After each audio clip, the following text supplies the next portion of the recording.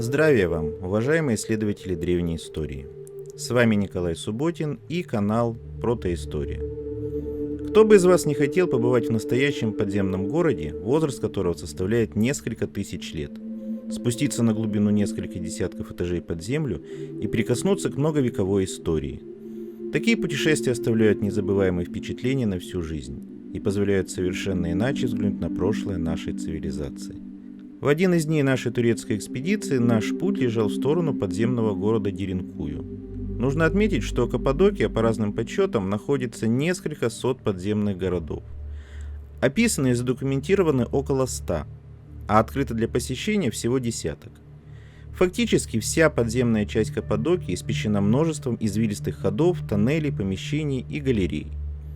Если условно разрезать эту местность пополам, то вся ее внутренняя часть на глубину до 100 метров будет испещрена подземными ходами. Больше всего это будет напоминать хороший голландский сыр. Деренкуй – один из наиболее крупных и посещаемых подземных городов Каппадокии. Галереи и проходы в нем достаточно большие, чтобы ходить не наклоняя голову. Туристы пускают для осмотра первых 10 этажей. Ниже все еще ведутся раскопки и реставрационные работы. Археологи утверждают, что в ближайшие годы могут открыть еще больше подземных этажей. Однако работы затруднены тем, что большая часть самых нижних подземелий сильно разрушена и затоплена.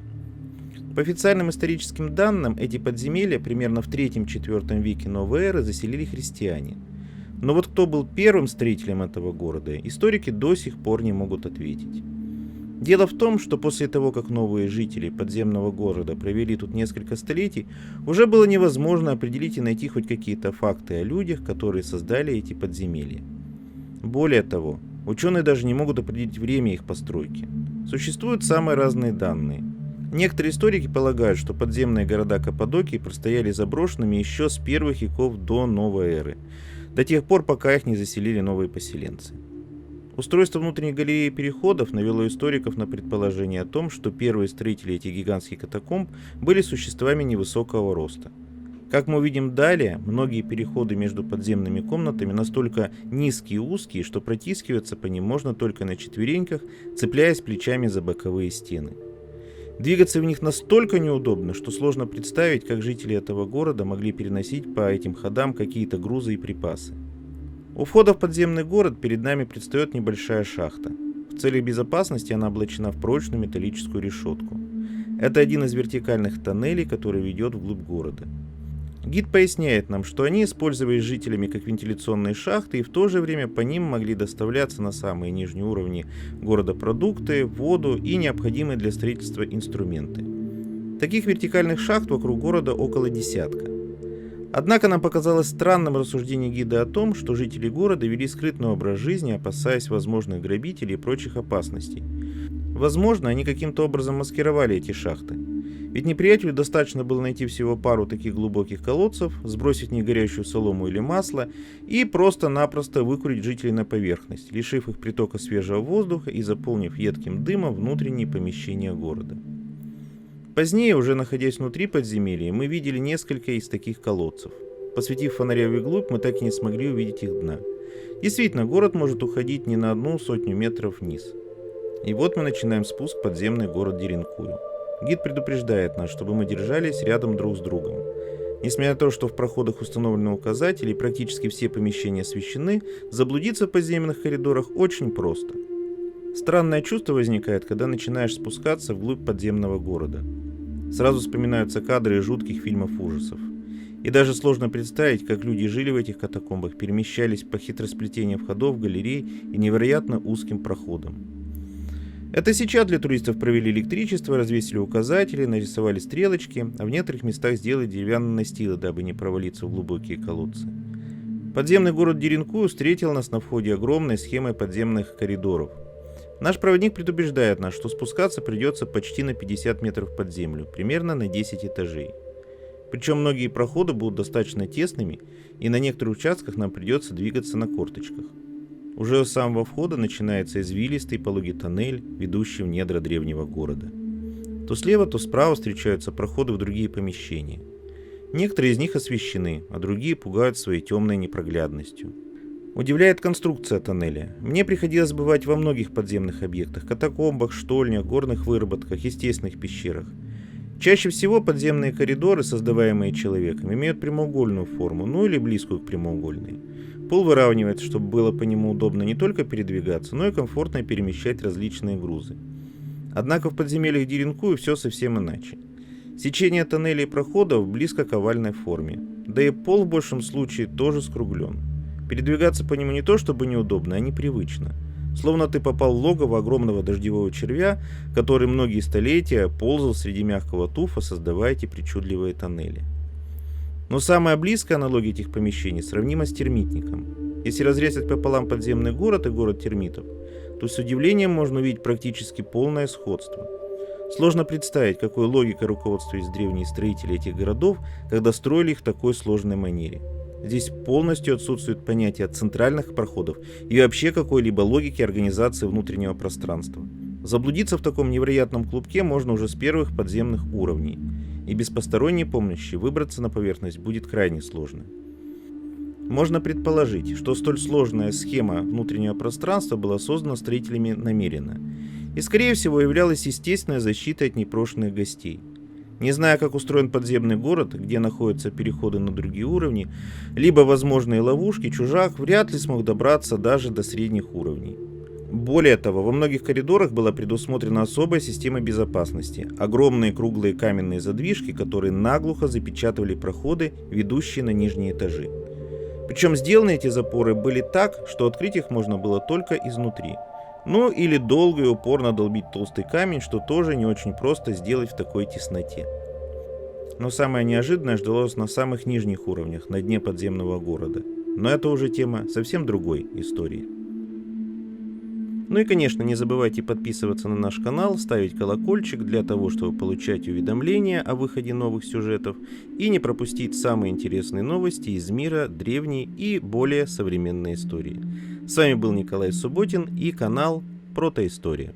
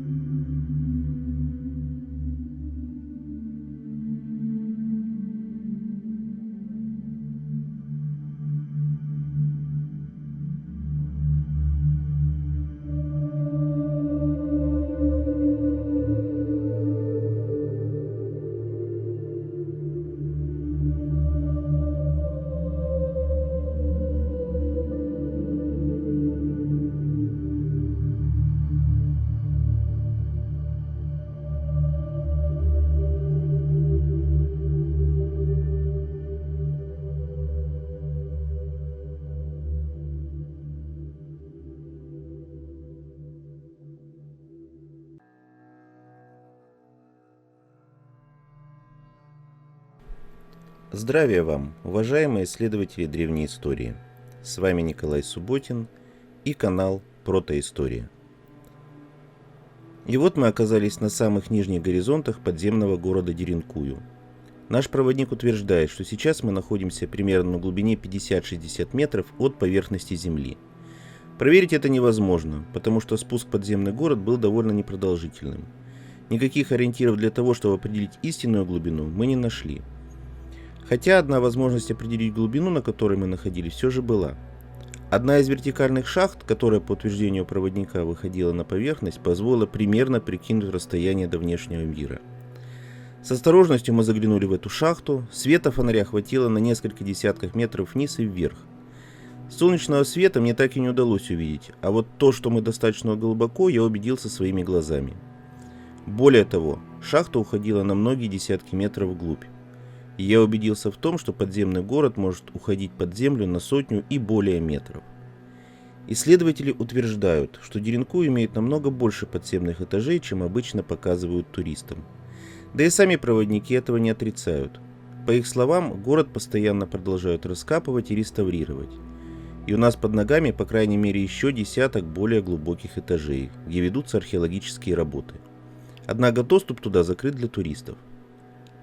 По словам проводника, многие этажи сильно разрушены, но ответить на мой вопрос, почему именно разрушены, он точно не смог.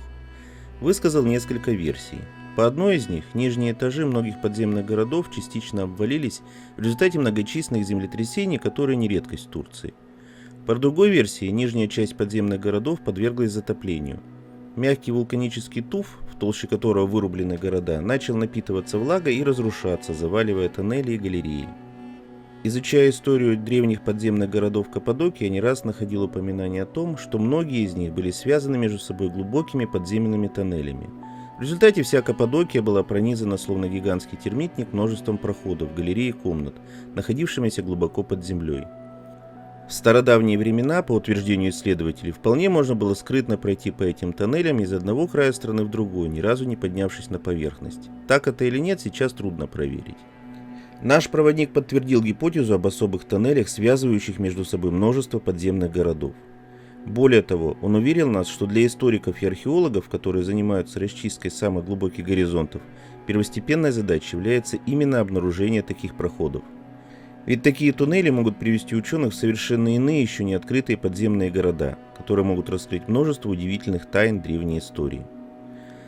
Хотя нам и сказали, что мы спустились на самое дно подземного города, но на самом деле это было совсем не так. Как минимум мы находились на средних этажах, а может быть и не увидели даже и 10-й части древних подземелий. Сами историки, которые работают в этих горизонтах, не могут ответить на вопрос о том, сколько именно этажей имеет Деренкую. Каждый год они откапывают все новые и новые помещения, погружаясь на очередные 10 метров. Именно откапывают. Меня этот вопрос занимает до сих пор. Что могло произойти с древним подземным городом? Почему он оказался завален грязью, фактически заполнен и забит прочим мусором? Такое обычно бывает, когда подземные помещения затапливаются в результате селевого наводнения, когда водяной поток несет грязь, глину, прочий мусор, заполняя все полости. Но это пока только гипотеза, с которой нужно еще работать, изучая документы, научные работы и мифологию данного региона. Другая странность, которая не давала нам покоя во время всего спуска вниз, это странные отметины на стенах. Словно кто-то соскребал что-то со стен.